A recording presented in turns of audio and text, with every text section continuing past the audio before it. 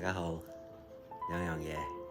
第一，小弟病咗；第二，因為唔想斷更啊，我儲存啲視頻用晒咗㗎啦，所以就唯有抱病在床上高拍呢個視頻俾大家。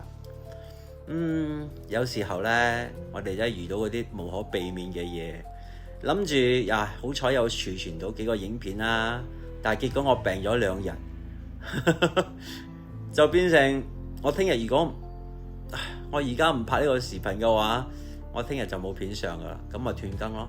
係可以斷更嘅，但係呢個係老男人嘅堅持，好想堅持每一日更新，所以就迫不得已都要喺床上高去拍呢條片咯。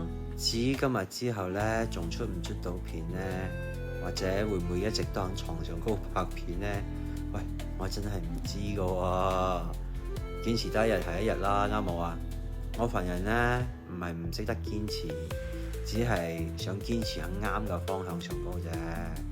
如果一直咁不斷堅持落去，係會損害到我嘅身體嘅話，係會傷害到我自己嘅話，我就情願唔堅持啦。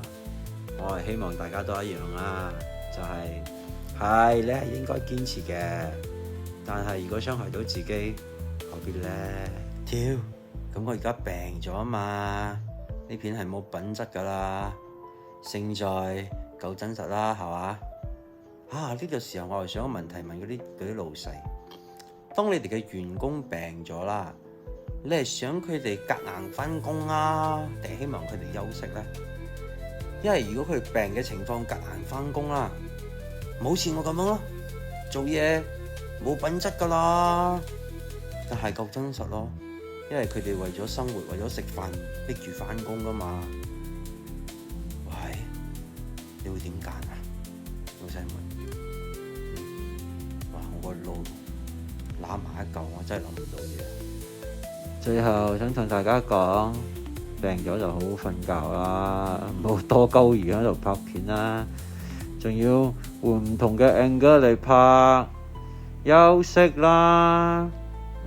呢樣嘢係提醒咗自己嘅，以後唔好淨係儲2日嘅片，儲多啲日子，安全啲嘅。